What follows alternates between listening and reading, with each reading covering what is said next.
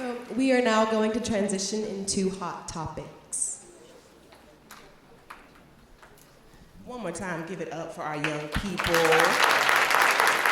embodying the spirits of Lucille Clifton, Maya Angelou, and many others, Nikki Giovanni. I need all my young people who are going to join us for Hot Topics to come on stage to get mic'd up.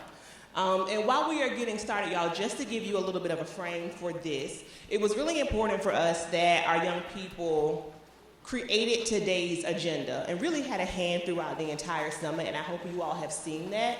And we asked them, what are the hot topics? What are the things that you want to talk about that adults need to know, that we need to hear your voice and your opinion on? They're experts in their own lives, right? Yeah. Exactly, and so while we can create all the programming, all the nonprofits, all the laws, what really matters is what they want to happen in their lives, and that we are here only to support them, right? So we are the vessels, Myra. And today we are going to hear from you all as those experts. And so I'm going to ask for each of you to just introduce yourself one more time, tell us who you are, and tell us, I guess, what is one thing you are hopeful about in the future? So Myra, we'll start with you. My name's Mara. Mic check. Mic check? Oh, okay. My name's Mara.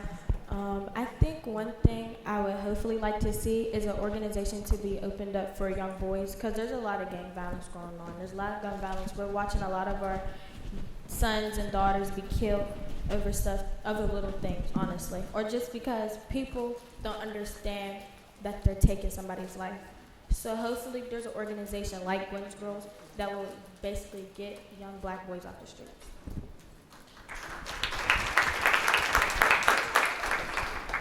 Okay. Hi. I'm Janasia.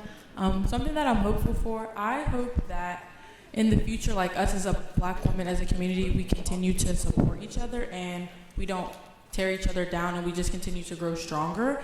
And because a lot of times us black women, especially like us like younger teenagers, I feel like we tear each other down and sometimes we'll make fun of each other. So I just hope that we can grow stronger, because we really have each other. Like everyone else is against us, so we shouldn't be against each other as well.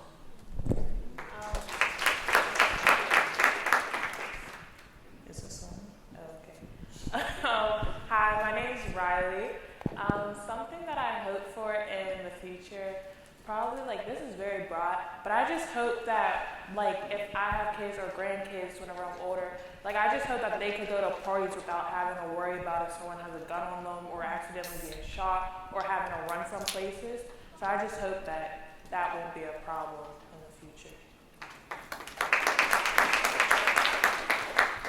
Hello, my name is Alexis, and something I hope for would be for more black medics. Medics as in doctors, especially pediatric doctors, because we need somebody that helps these kids. And I mean, so doctors, but just medics in general. Thank you. So again, it's our job to make sure that everything you want to see in the future comes to pass. And so, Myra, you started off by talking about gun violence and teen violence. Let's start there. Before I get there, though, I wrote a couple things down from the poems that you all said yesterday, and two things stuck out to me. One, you said, we are not children at risk. We are children at promise. And that just hit me. Definitely. And then, as you all were talking about all the issues that you face, someone said, this weakens our ability to speak with agility. So I understand that you all have a lot to say.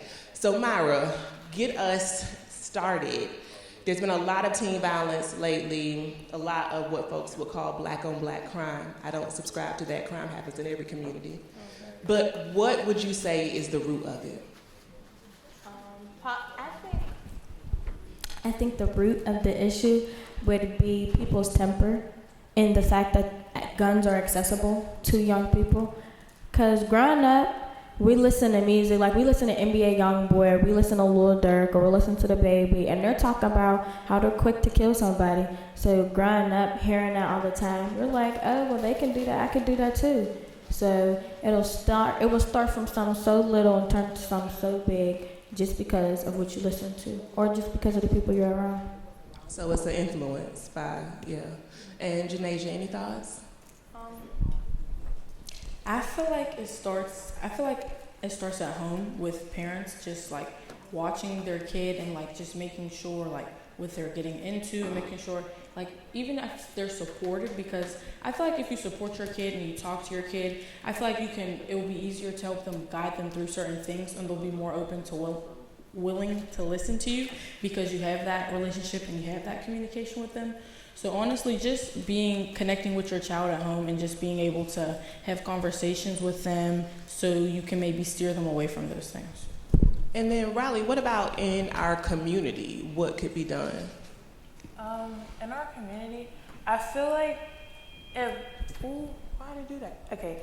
I'm not, to be honest, I don't really know, but something that I try to do, even with like myself daily in my own life, I try to promote like affirmations and stuff with my business and showing little kids positive images of themselves whenever they're younger. So whenever you have that positive image implemented into your brain already whenever you're developing and you're a younger kid and you don't just see yourself on the news in a negative light and stuff, if we make sure that our kids at a young age see positive images of themselves and see that they could be astronauts and stuff like this, then they won't even want to be listening to the music that goes on now and talking about, oh, I want to be in a gang, I want to shoot up this place. Like, it just wouldn't even be in the back of their mind. Thank you. And I know, Alexis, you've had a lot of thoughts about schools. What's the role that school can play, either positive or negative, as it relates to youth violence? I just feel like as in a general, my voice is loud enough, that it's who you allow your child around and what you allow your child to see.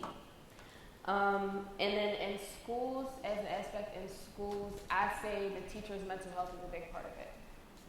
Because teachers aren't taught to play on all these roles. They take on a lot of roles that they should be taken on as teachers. So I definitely think it's a part of what the support of in teachers has, because teachers don't get a lot of support. Thank you. So we need to strengthen the resources for teachers. I'm hearing a lot about what happens at home is important, and also seeing positive reflections, it sounds like.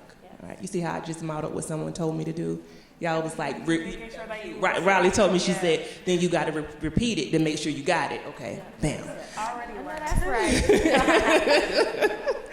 All right, so let's move on. So y'all may have heard about this. The CDC released a study recently that talked about the high rates, trigger warning here. We're going to talk a bit about suicide and sexual assault.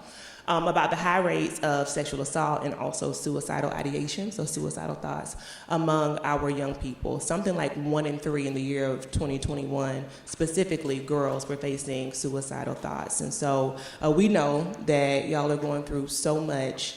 We know the negative and the challenges. What strengthens you? What can we do to counteract that, those negative thoughts and, those thoughts of depression and low self-worth? For me personally, I have somebody at my school. Her name's Miss Roebuck. She's our security guard. But it feels nice to talk to her. Like sometimes you're not able to have therapy or you can't afford therapy or you have no outlets that you can have therapy for free. So having somebody in like the schools or even like a parent or aunt to talk to about these things will help. It won't help as much as a therapist, but I think it helps you get through it more because it's like somebody's finally listening. Because I feel like a lot of people that do commit suicide, they feel like nobody's hearing them. They feel like nobody's listening and there's no way that they're going to get better. I just have to stop right here because what you just described is something that a lot of people in this room have probably studied or researched. So relational science is real, right, adults? And understand how Myra understands this intuitively. So again, listen to our young people. But go ahead, Janasia. I pretty much agree with Myra to an extent about how relationships are important. I feel like if you have strong relationships with friends and even like having at least one adult in your life that you could talk to, I feel like that's important because like you won't feel alone. And I feel like a lot of times people who want to commit suicide and stuff, they probably feel alone and they have no one to talk to or go to. So having strong relationships, I think that's important. And also for me, just find something that can keep you calm or like can calm you down. For me, it's music. Anytime like my mom is yelling at me or some stressful homework, school, whatever, I just listen to music and that just helps me calm down. So being able to find your calm and being able to have someone to talk to, I think is important. And Riley, what about you? Do you feel like you're seeing those safe spaces either in school, at home, in your community? Okay. I would definitely say for me at school, so I go to a predominantly white institution, and there are a couple of black teachers and stuff. So I made very close relationships with most of the black teachers at my school. Like I'm always in their office, always in their classroom. And I feel like that's been a safe space for me because also like most of the black kids in the school, we just kind of gravitated towards each other and it's like our own little friend group and stuff. Like we don't even realize like the rest of the school that's like around us. Like we don't even see them. But it's just, I have a safe space with people who are like me, who can relate to me and stuff. So I just think that's really important to make sure that, yes, you know how to work with other people and stuff, but make sure you have people who you can relate to, who can understand what you're going through, because, like, you can't go through stuff alone. Yeah, clap it up. Clap it up for sure. And then, Alexis, what would schools look like if they paid more attention to mental health? A lot of resources will be available in what is offered to these children. There's a lot of resources that need to be enforced instead of talked about. Like Resolve, calling 211 so you can get all of those extra resources.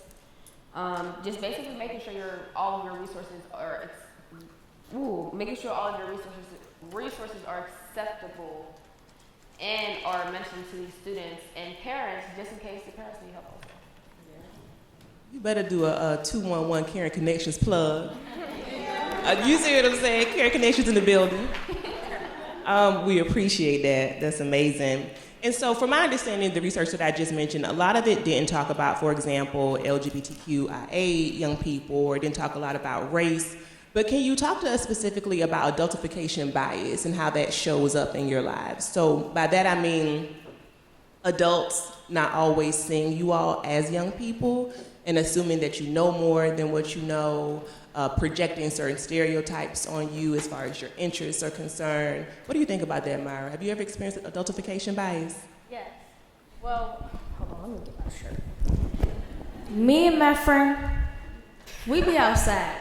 Not outside, but when we leave work, we'll hang out for a little bit because, it's the summertime and I'm always in trouble.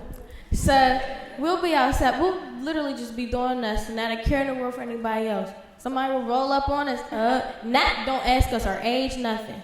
Just want to talk to us. What you want to talk for? It ain't nothing to talk about. Or even if we tell them our age, the conversation will still continue and progress. Like I didn't just tell you I was a 16-year-old girl. Like, yes. Like, it's just, there's not a care for us being young anymore. It's just a care for sex. That's all. It's not all men care for, but that's all we're being shown. That, it's sex, sex, sex, sex. Even if we're minding our business on our way to school, it just seemed like what's always on their mind when they come and say something to us is sex. Oh my God, you're so beautiful. Oh my God, you're so thick. There's nothing else to say. That's all I am. Thank you for that. Janasia, jump in.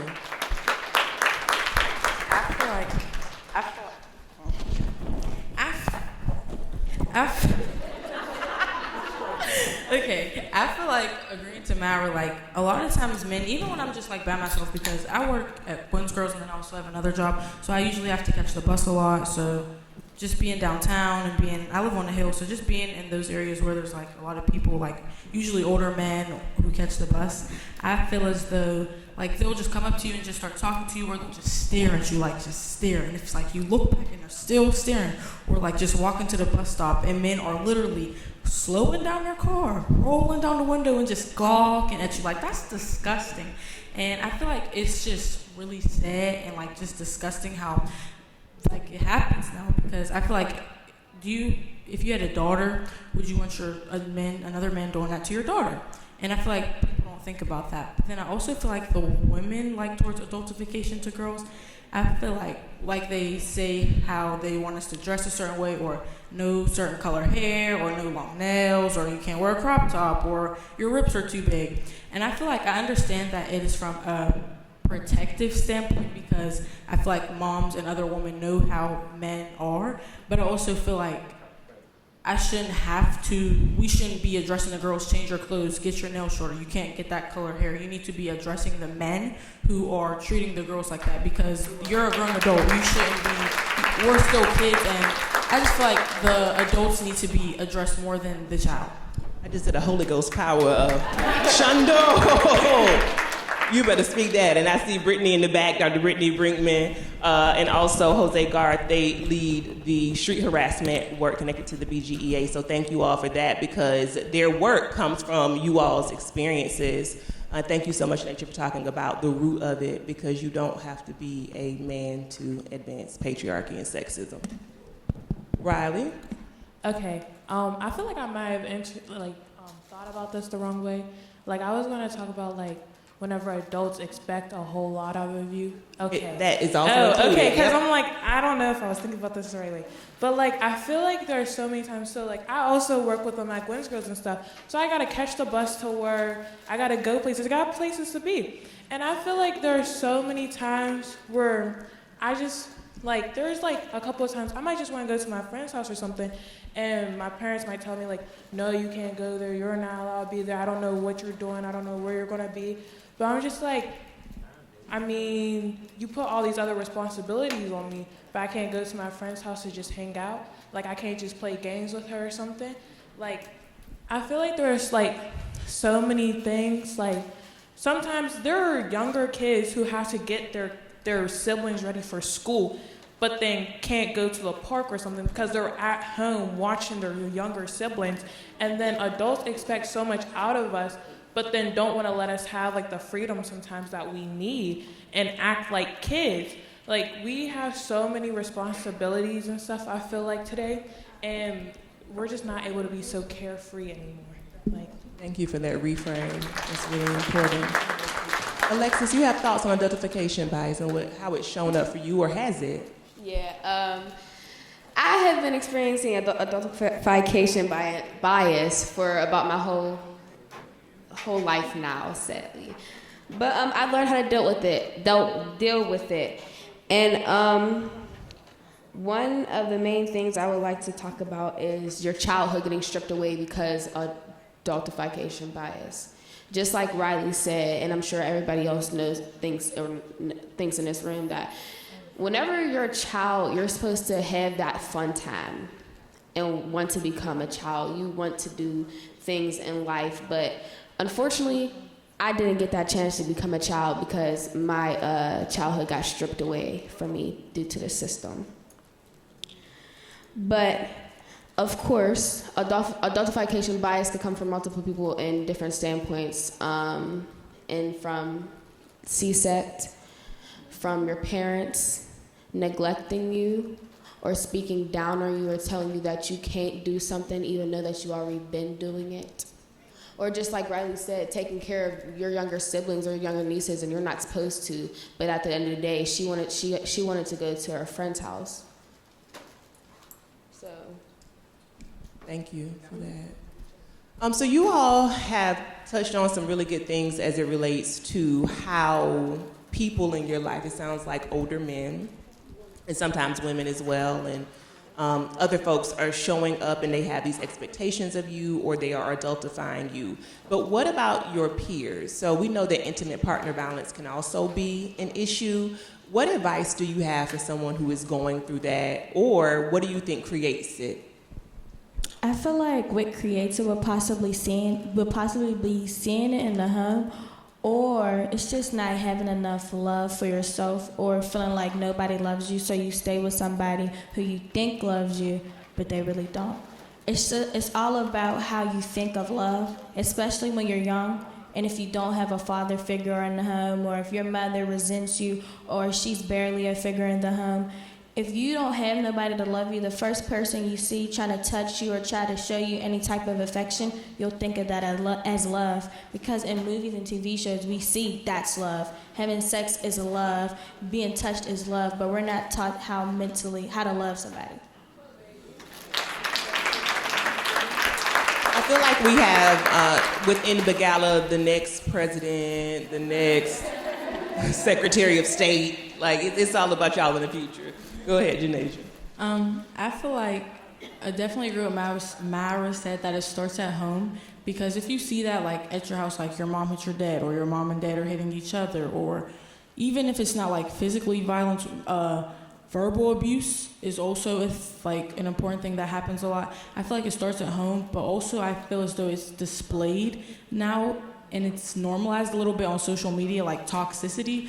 A good example, like Krishan and Blueface, I don't know if y'all know who that is. They were literally fighting in the street. Like she punched him in the face, he punched her back, and they're fighting in the street, but then they're back together, and it's like they have a whole show and people are paying money to watch it.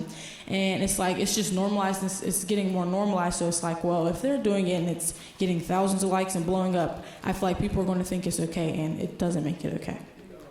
And thank y'all. Riley, so I think the adults hearing this, we feel like, oh, we just gonna lock you down, we're not gonna allow you to go nowhere, do nothing, you can't talk to her, you can't talk to them. But I don't think that always works. So what advice do you have for the adults? Ooh, of course you had to switch up the question on me. For the adults, I would just say, if you got a kid and stuff, well, like, is it like if they got kids or for themselves? For their young people. Oh, okay, for their young people, I would just say, if you can see that your child is craving love from somebody else or from people who you think might not be good for them, make sure that you give them that love first that they need. Like, make sure that you're giving them the love at home. Make sure that you're telling them I love you at night, like every night before they go to sleep. Like, every time, even whenever I'm mad at my mom or she's mad at me, we always say I love you before I go to sleep. Like, make sure you let your child know that you love them. Like, because if you don't, then they're not going to be able to tell other people that, and they're going to be in relationships and they don't know how to communicate that, or they're going to think that love is something else and it's really not. And I would just say, make sure you let your child know what it is and show them how much you care for them. And I want to ask you the same question, Alexis. Like, what advice do you have for parents, for guardians, caretakers? In a heated situation, I would always say, watch what you say to your child. Because you don't like whenever we say or disrespect or disturb your peace. So you guys, or parents in general, coming up to us asking multiple questions and not asking, or not going in debrief and asking the right questions, that can sometimes affect us. Because we're thinking in our head, oh, well, my mother thinks this of me, I'm gonna try to change it. Whole time, you don't really think that of them. You just want them to change their act for that day, not their act for their whole lifetime. And that's what some people think. And just in heated moments like that, one thing that I will always say is walk away and always come back to the situation. Because at that, you're in a home. The situation will never be over. It's never going to be dealt with, because it starts with that mother or that father, and then it trickles down to that child. So definitely make sure in a heated situation, you're figuring out what was the result, what was the problem, and then coming back to that situation and saying, look, I figured out what was my problem on my end. Now, what do you feel like I could have done better? Or what do you feel like I did wrong to ignite you like that? Or, vice versa. Getting back to the root of the issue, it sounds like.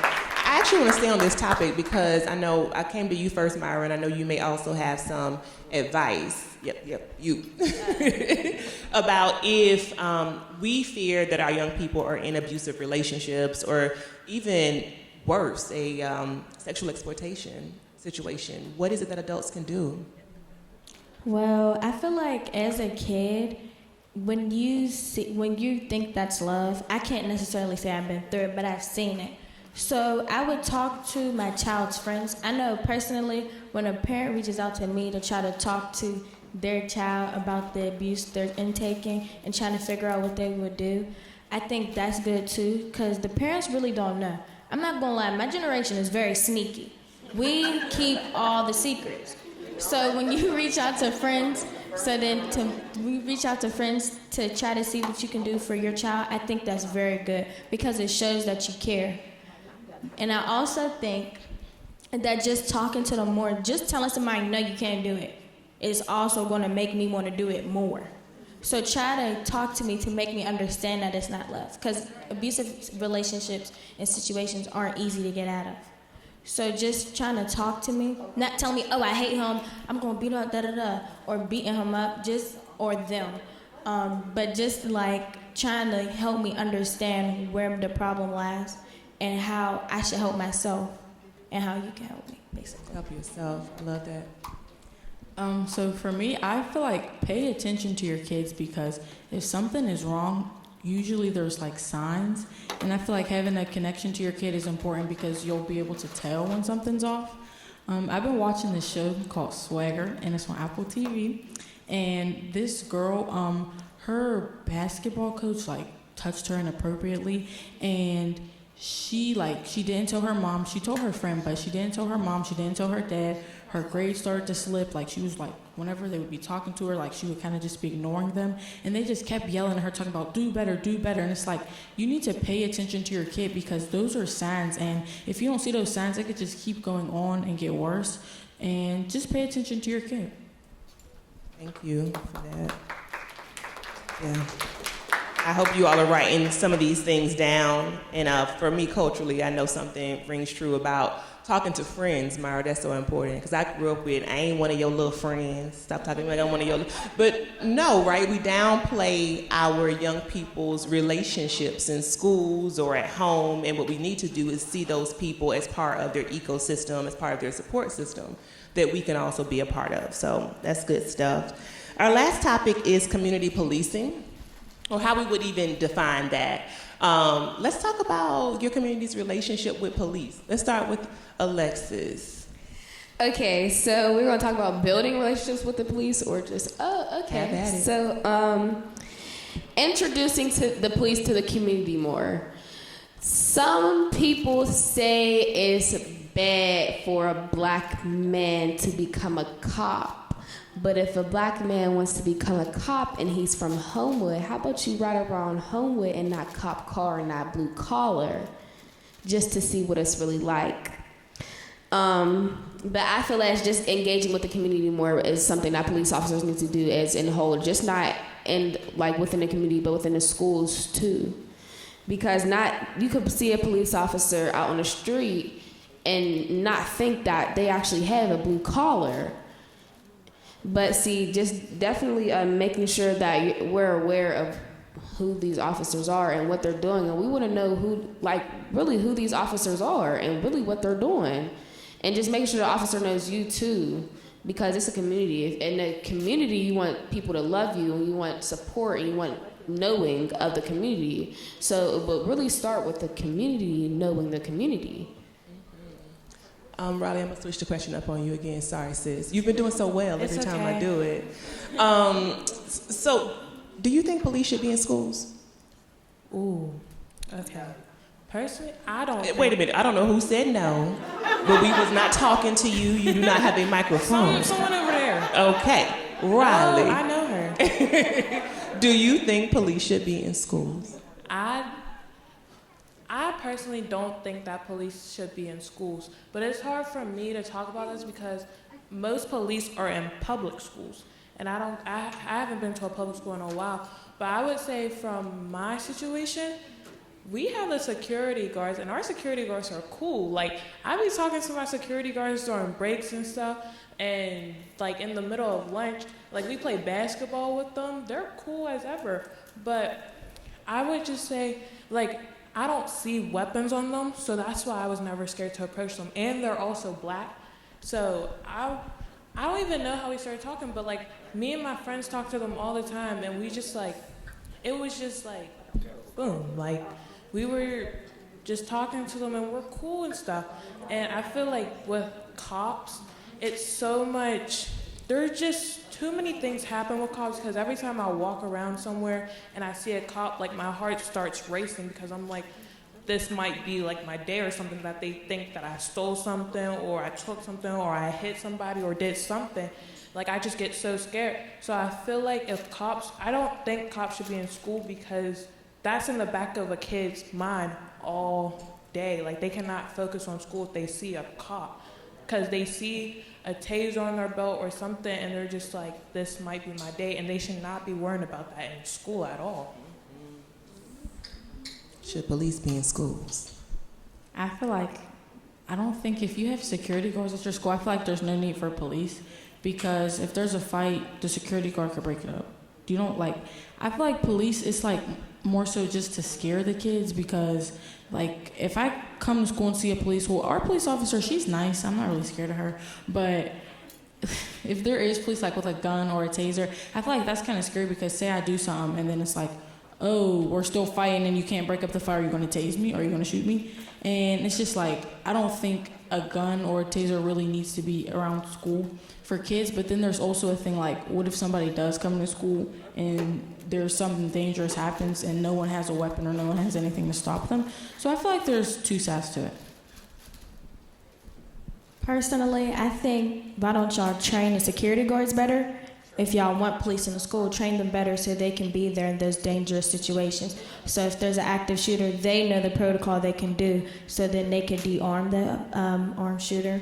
And then I feel like having black security guards is very important too. Like at my school, our security guards are all black now. So it creates more of a healthier environment for the black students, because my school has more white students than black. So it kind of helps more to not think, oh, well, that security guard's looking at me a certain kind of way. Especially because we still kind of look at security guards as law enforcement. And the fear installed in our minds of law enforcement as black people is very dangerous for us to just be seeing them all the time and having them around us in school.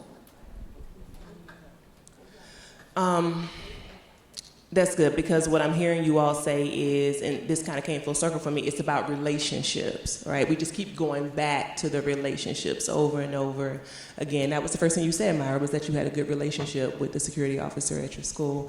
So thank you all for that. Can we clap it up for our girls, for our young people? We're going to round out hot topics, but before we go, tell me, what is one cause you care a lot about right now? If you had to go out here and advocate on the corner, what would it be? At the moment, it would probably be protecting black women, because when I was writing my poem and I was doing my research, I was looking, and a lot of black women vanish in midair. Like, they're here one day and an hour later they're gone. A minute later, they're gone. Their cars are being abandoned on the street, and nobody has seen them, nobody has heard from them. So that would probably be my main thing right now. And they're really vanishing, not like Carly Russell. Right? Not like Carly Russell. Okay. I'm sorry. I mean, it really happened.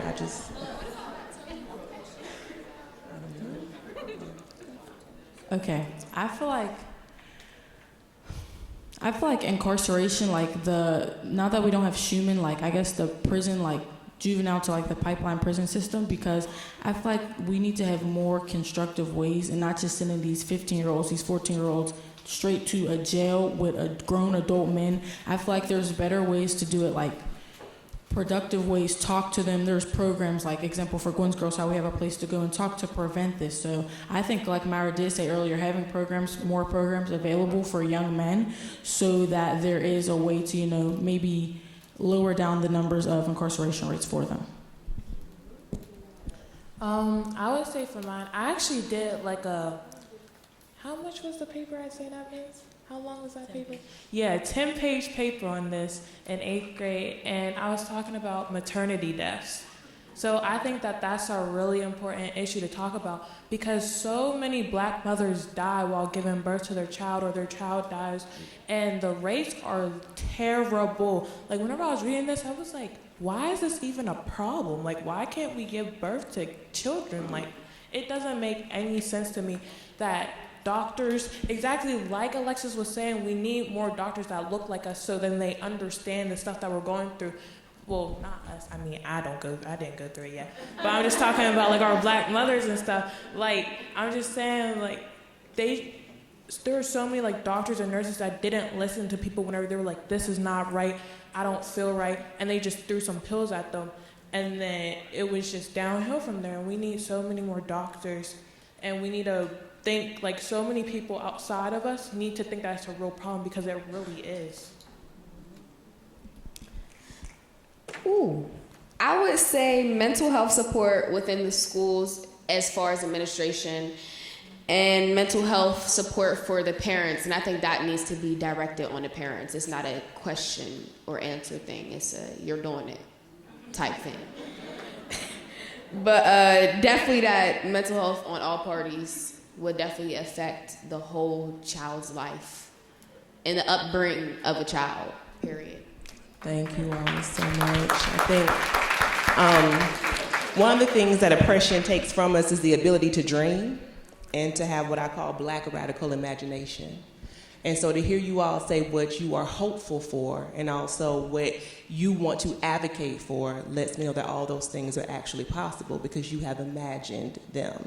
And so I want to continue to support you all. We all want to support you all, right? As you dare to dream. This has been a bit of a therapy session for me because hearing you all talk about the street harassment that you all have experienced, I had a moment and I was like, oh, I have street harassment PTSD. I go for a walk every day, y'all, and recently I changed my path because I saw a group of men. And I did it instinctively. It wasn't even like there's someone, have you ever done that before, right? I immediately crossed the street. And what I know can happen is that one day we won't have to cross the street, right? Because we'll be free. So thank you all. Y'all are amazing.